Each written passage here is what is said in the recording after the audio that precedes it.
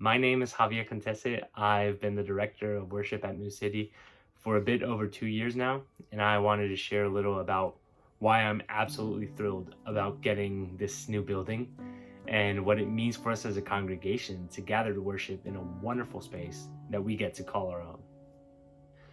Our congregation is 7 years old.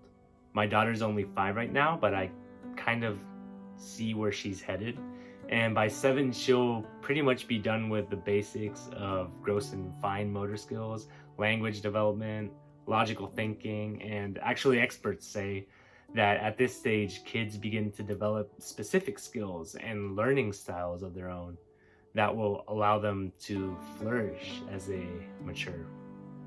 I think this is exactly where we're at as a congregation, and in God's providence, a building couldn't have come at a better time. Our young, energetic, and ever-expanding congregation, with its rooted yet particular style, will be entering this 60-year-old sanctuary with a rich history and strong aesthetics, and I can only see our worship experience being elevated by this on so many levels. And it's not that our congregation will become like the other congregations that have worshiped in this building in the past, nor is this building becoming the Dondero Auditorium 2.0, but the sweet convergence of who we are and what this God-given space has to offer is something that I'm sure will enrich the worship experience at New City. We are coming into the sanctuary with a plan to adjust things as needed to fit the space according to our worship philosophy. For example, a flat platform that allows our music team to make use of it as we lead the congregation in song.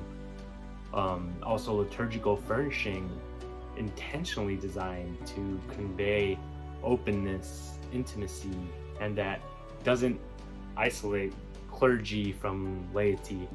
Also, technology that facilitates communication and media. But I'm also excited to let the space shape us in ways we perhaps don't expect. One of the ways could be the inclusion of the pipe organ peppered into our worship services, or the way sunlight hits and filters through the stained glass in the building, revealing the biblical narratives portrayed in those windows. Also, the opportunity to meet on other days and times with different kinds of services, like prayer nights, hymn sings, tenebrae service, etc. I can't wait to experience that and much more together with all of you. Regarding technical things, there will be no more surprises, or maybe less surprises. Music rehearsals, sound checks, equipment updates, etc. can be done midweek or every day for that matter, with our own instruments in our own space, sounding like we're going to sound on Sunday morning. 24/7 access to our space and equipment allows us to train new audio and video volunteers on site. We can set up our lighting and audio without anyone resetting our presets, and all of this will result in less stress on Sundays, and it will virtually eliminate distractions during our worship services. So we can focus on what we have come to do and not how we're going to get it done. The Lord has graciously set this up for New City, and through the FGTC campaign, I trust He's been at work in our hearts to make it happen.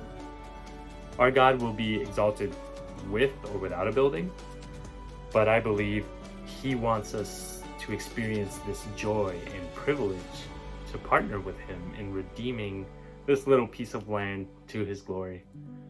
And this is why Peppa and I and the kids as a family, we're all in and excited to give the biggest gift we've ever given to any organization over our regular tithes and offerings over the course of 3 years as our over and over commitment for generations to come.